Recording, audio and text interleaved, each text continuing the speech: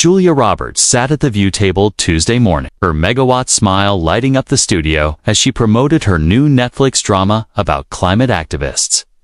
The interview had started warmly, with the hosts gushing over her latest performance and her decades-long career. For 15 minutes, it was standard celebrity, fair pleasant anecdotes, mutual compliments, and gentle promotion. Whoopi had just finished praising Julia's environmental activism when Joy Behar decided to steer the conversation differently. She said, "Julia, you've been very vocal about climate change, which is great.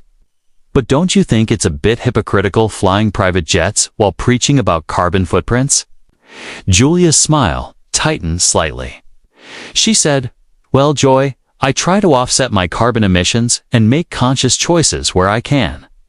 None of us are perfect, but we do our best." Joy pressed on, that familiar smirk playing at her lips. "But isn't that just rich people buying their way out of guilt? You have multiple homes, you travel constantly. Your lifestyle probably has the carbon footprint of a small country." The atmosphere shifted. The other hosts sensed danger. Julia maintained her composure. "I think we all have to balance our lives with our values. I use my platform to raise awareness and fund renewable energy projects." Platform, Joy interrupted with a laugh. "That's what celebrities always say, use my platform. But what you really do is lecture regular people about their SUVs while you fly to Cannes." Sunny Hostin tried to intervene. "Joy, I think Julia's activism has brought important attention, has it?"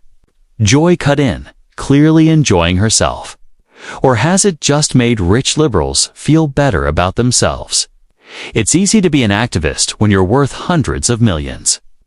Julia's famous composure began cracking. "Joy, I don't think you understand the work I actually do." "Oh, I understand," Joy shot back. "You make movies about saving the planet, then go home to your compound that uses more electricity than my entire neighborhood. That's not activism, that's performance art." Sarah N. weakly offered, "Maybe we should talk about the film." But Julia had straightened in her chair, her eyes flashing. "You know what, Joy? You're right. I do have privileges, but at least I'm trying to use them for good. What do you use your platform for besides tearing people down?" The audience stirred. This wasn't the agreeable Julia Roberts they expected. Joy leaned forward, sensing blood. "I use my platform for honesty, something Hollywood could use more of. You all pretend to care about causes while living lives that contradict everything you preach." Julia's voice rose. "I've spent millions of my own money on environmental causes. I've lobbied Congress. I've changed my entire lifestyle. What have you done besides sit in this chair and judge everyone else?" Alyssa Farah Griffin attempted to mediate. "I think both perspectives know." Julia cut her off. "There aren't two perspectives here. There's someone trying to help and someone trying to tear down anyone who tries. That's not perspective. That's just cruelty." Joy's voice turned nasty. "Oh, please save the victim act." "You're not some noble crusader. You're an actress who plays pretend for a living and thinks that makes your opinions matter more." Julia stood up abruptly. The audience gasped. "You know what, Joy? You're absolutely right. I do play pretend for a living. But at least when I pretend, I'm creating something. When you pretend to be a journalist, you're just destroying." The table went silent. Even Whoopi looked shocked. Julia continued, her southern accent becoming more pronounced as her anger rose. "You sit here every single day, judging people. You don't know, situations you don't understand, lives you couldn't begin to comprehend. You call it a job." Joy stood too, defensive.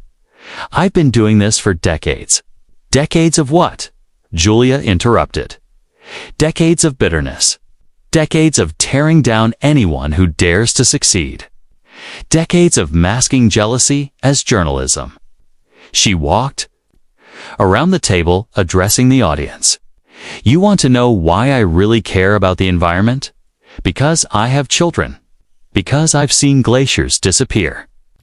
Because I've watched forests burn. And yes, I have resources to help, so I do. That's not hypocrisy. That's responsibility. What they were witnessing was the moment when Hollywood royalty refused to play nice with daytime TV bullies. When? Someone who had spent decades being gracious finally said enough. This was the clash between those who create and those who only criticize. Joy tried to regain control. This is exactly what I mean. Celebrities think they're above criticism. Criticism. Julia laughed, but there was no humor in it. Joy, criticism would be discussing the effectiveness of carbon credits. What you do is character assassination. You didn't critique my environmental work, you called me a hypocrite and a fraud, without knowing anything about what I actually do. She pulled out her phone. You want to see hypocrisy? Here's you, Joy, bragging about your vacation homes. Here's you talking about your shopping sprees. Here's you mocking climate activists just last month. But I'm the hypocrite. Oopie! Tried to intervene.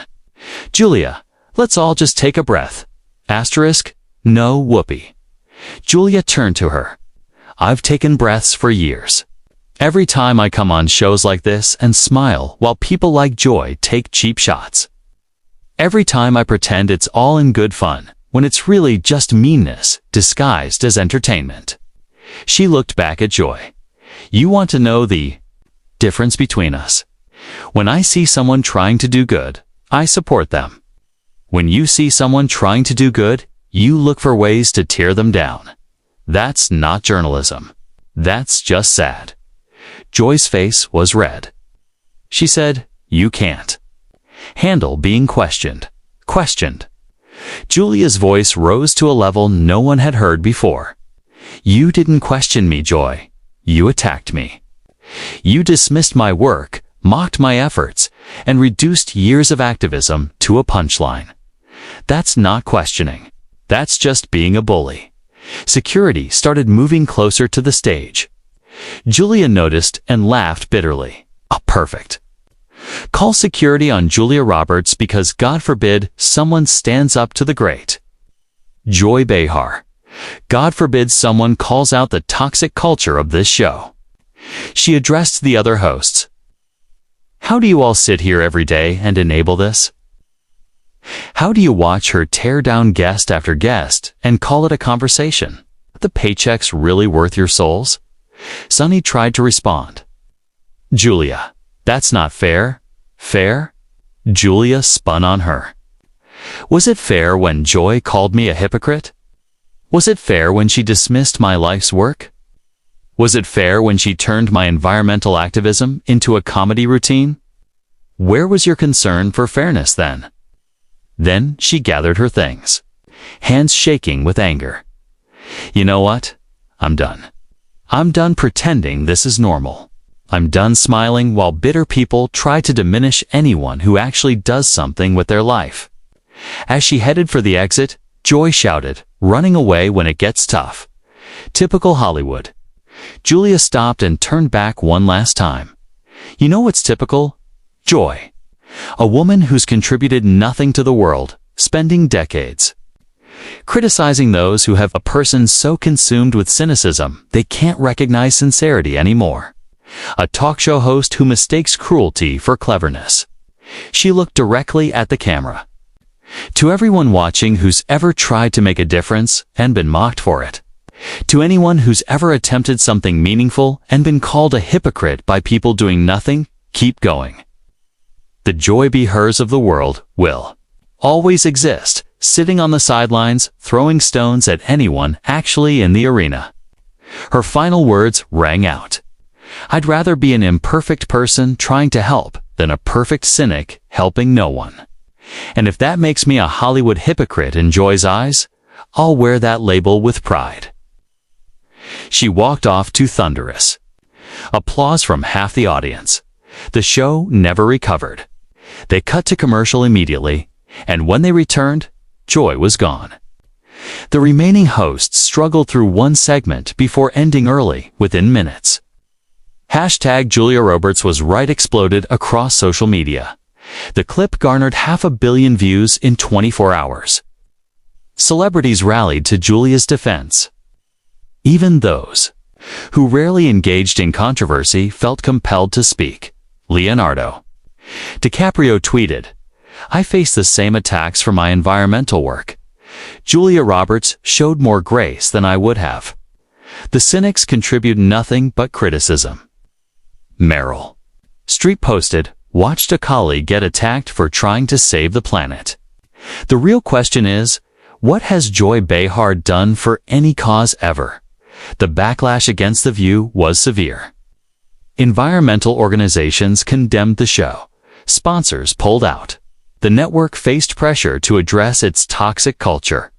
Joy tried to defend herself the next day, but her solo segment fell flat. Without someone to attack, she seemed diminished. Petty Julia, meanwhile, posted a thoughtful Instagram message. "I lost my temper yesterday, but I won't apologize for defending work that matters. We face a climate crisis. We need everyone doing whatever they can, however imperfect. The cynics who do nothing but criticize those trying to help are part of the problem." She ended with, "To Joy Behar, I hope someday you find something you care about more than tearing others down. The world needs builders, not just demolition experts." The incident sparked a broader conversation about cynicism in media, about how those who try to make a difference are often mocked by those who don't. Months later, at an environmental summit, Julia addressed the incident. "That moment on, The View crystallized something for me. The biggest obstacle to progress isn't those who oppose it. It's those who mock anyone who tries."